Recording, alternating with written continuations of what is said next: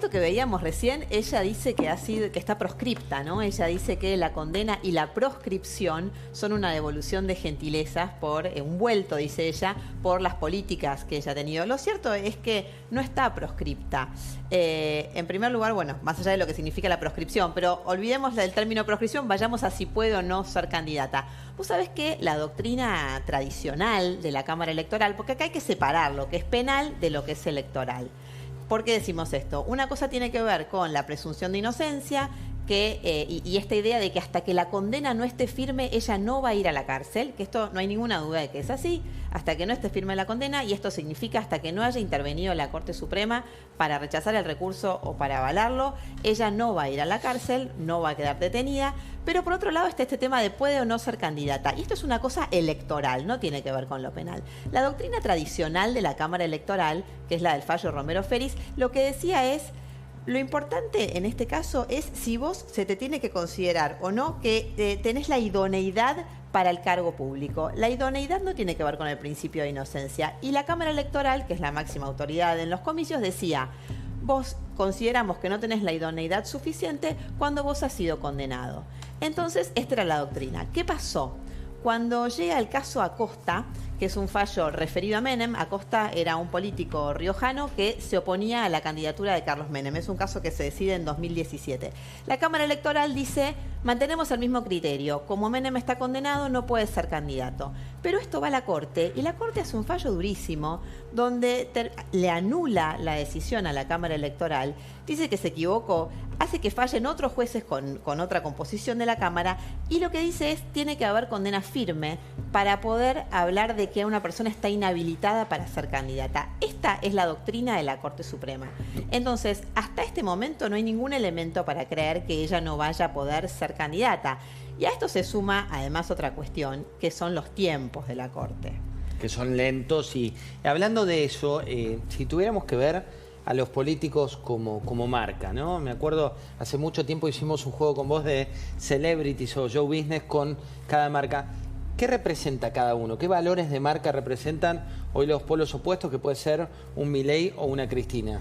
Y cuando la ves a Cristina ahora está en una reconstrucción, ¿no? Me acuerdo cada campaña presidencial de ella es como que se va reinventando y se va actualizando.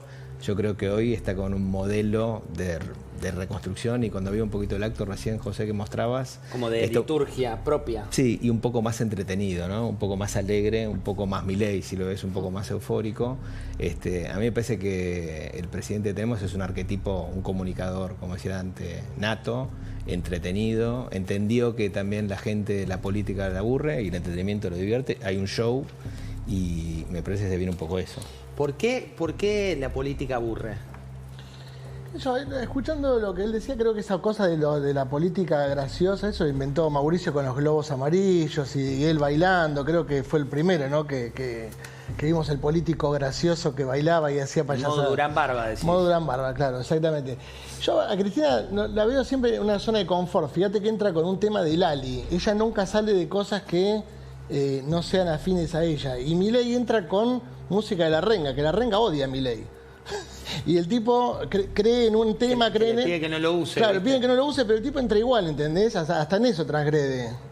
Hablando de transgresiones y de momentos, tengo varias declaraciones para ponerles hoy de varios protagonistas. Uno que apareció y muy fuerte fue Máximo Kirchner. Recién les mostraba cuando habló de no nos enojemos con los jóvenes por votar a Milei, pero también habló de Cristina Fernández de Kirchner, de su madre, y esto es lo que decía Máximo Kirchner en este contexto, ¿no? Un contexto en el cual ambos, Máximo y Cristina, levantan el perfil, están claramente poniéndose en modo oponentes de Milei o modo antagónico de Milei, así lo decía. A 10 años de haber dejado el gobierno, 10 años de persecución, 10 años de hostigamiento, 10 años de maltrato, y sin embargo, aún con el desmirilamiento que eso te produce también en la sociedad, pero aún a pesar de ese daño dirigido, provocado, diseñado y pensado, sigue siendo para muchísimas argentinas y argentinos, a 10 años de haber dejado la presidencia, una de las primeras opciones. Por eso la condené y por eso particularmente, más allá de los 6 años, inhabilitada para cargos públicos. Y completamos la mesa, lo sumamos a él, al querido Hernán Capielo, el pescador de la mesa, ¿no? Usted es un hombre de buena pesca. Sí, bárbaro, este fin de semana Pesca de río. la rompimos, sí, mucho dorado. Con Muy familia, lindo, con muy chicos. lindo. Sí, amigos, muy bien. También pesca primicias y pesca contexto. Hablábamos con Paz recién de este contexto político y también de lo que son las marcas. ¿Cómo estás viendo vos, Capi, sobre todo la situación de Cristina Fernández en el modo judicial? Sí, ¿qué va a pasar en la Corte? ¿No? Es la pregunta, y si la Corte va a tener algún pronunciamiento inmediato. Hoy dio una pista el juez Juan Carlos Maqueda. Juan Carlos Maqueda es juez de la Corte Suprema de Justicia, viene del peronismo, estuvo en la Corte durante más de 20 años y el 29 de diciembre de este año va a cumplir 75 años y se va a tener que ir de la Corte. Maqueda, antes de irse, dio una entrevista hoy en su paso por Córdoba y a La Voz del Interior le contó cómo era el procedimiento que tenía que realizar Cristina Kirchner. Presentar un recurso extraordinario. Si este recurso extraordinario, dice, en general es rechazado, dice, por la Cámara de Casación, y después tendría que ir con un recurso de queja. Y acá está la clave, dijo, todo esto lleva tiempo, y va a llevar mucho tiempo. En la Corte lo que están comentando es que va a llevar mucho tiempo, y que si bien los plazos procesales dicen que las partes tienen 10 días hábiles para presentar un recurso extraordinario, hay una costumbre, y esto está más que nada, no está establecido en la norma, sino por jurisprudencia, que puede llegar este plazo a extenderse por 20 días prorrogables, con lo cual la causa puede llegar a la Corte bien entrado el año que viene, y no va a haber un pronunciamiento de la Corte, me animaría a decir, por supuesto, antes de las elecciones de medio término, seguro que no. Mira, tenemos ahí, Capi, los textuales. Veamos los textuales de Maqueda que hacía referencia, la fuente es La Voz del Interior. No habrá tratamiento prioritario para la causa contra CFK. Sí, esto es porque le preguntan, pero es un recurso extraordinario. Su condición de expresidenta no hace que pueda tener, que se trate especialmente el caso, y lo que explica Maqueda es, no, cuando se habla de un recurso extraordinario, los requisitos del recurso extraordinario son otros, tienen que ver con que exista una cuestión federal o exista una arbitrariedad, o sea, esté en juego una norma constitucional o haya un caso de notable arbitrariedad, y no tiene nada que ver, acá tratamos igual a quien es expresidenta y a quien no lo es, esto es lo que está diciendo. Ese textual, Paz, que decís, el trámite para que el máximo tribunal tome la causa vialidad lleva mucho tiempo, complementa lo que vos planteabas. Sí, es interesante esto. Hoy leía lo que escribió Hernán en La Nación, y Hernán decía que además muy probablemente termine mal para Cristina Kirchner este caso. Pero además, y en esto entiendo que vamos a coincidir, Hernán, yo creo que hay dos formas de que termine bien para Cristina Kirchner esta situación en la Corte. La primera, evidentemente, es que la Corte, cuando sea, falle en su favor. Pero la segunda es que se dilate esta cuestión. ¿Por qué? Claro. Porque mientras no exista un fallo, esto es favorable a Cristina Kirchner, que puede seguir siendo candidata, puede, obviamente no funciona el decomiso de sus bienes, no se cumple la prisión que tiene dispuesta, nada de esto hasta tanto no quede firme. Entonces el tiempo, la famosa cronoterapia, como la llamaba el juez Petraki, le juega muy a favor.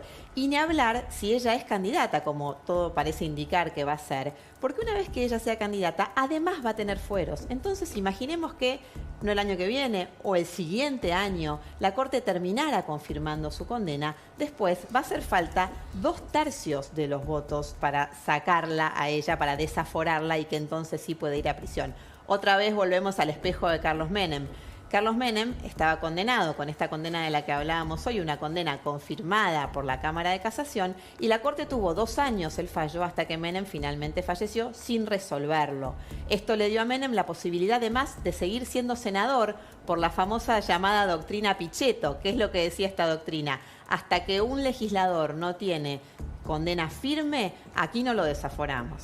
Quedamos y seguimos hablando de este modo de época, salimos de Cristina y vamos un poco al presente / futuro, aunque Cristina de hoy es muy presente porque el acto que te mostramos fue de hace unas pocas horas. Y vamos al presidente bailando YMCA. Lo tenemos en el contexto de esa gira que hizo muy breve por Estados Unidos con Donald Trump, con esa foto que le pusimos en portada de todos los portales de noticias como una de las fotos más buscadas, la más deseada.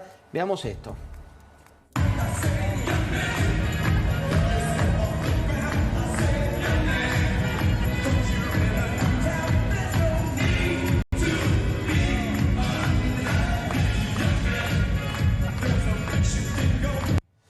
Acá bailaba Dante, ¿eh? Te vive Dante haciendo el bailecito, un poco de contexto.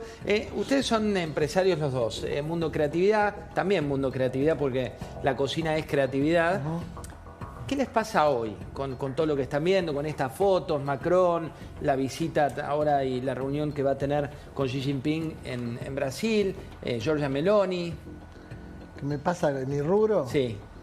¿Te importa, no te importa? La verdad que para lo que yo hago, no. A mí lo que me importa es, depende del gobierno que esté, obviamente buscar qué es lo que le gusta a la gente, lo que quiere comer la gente, qué conceptos gastronómicos busca la gente.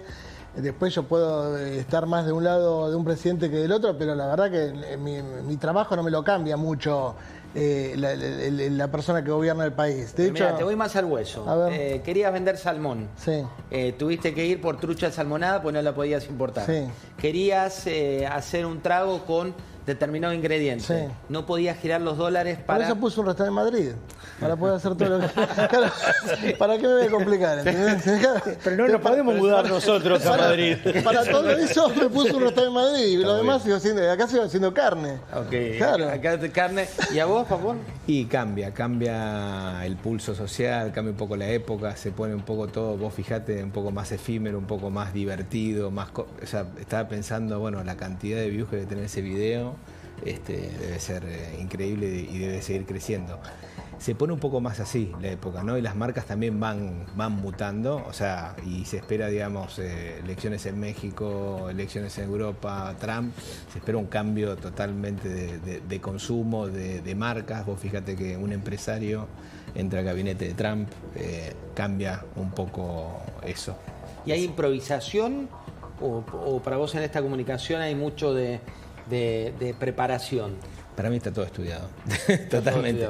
Y saben perfectamente qué impacta. Y aparte me parece que en esta fragmentación tienen muy estudiado un segmento apolítico que le interesa mucho eso, un segmento más joven, la Gen Z, que le interesa el entretenimiento y habla de eso y no habla del otro, no habla de políticas, no habla de formas, no habla de ideología, sino habla directamente de entretenido. Ramón, ¿viste el discurso de ayer del Gordo Dan de lo Parisini? tenemos.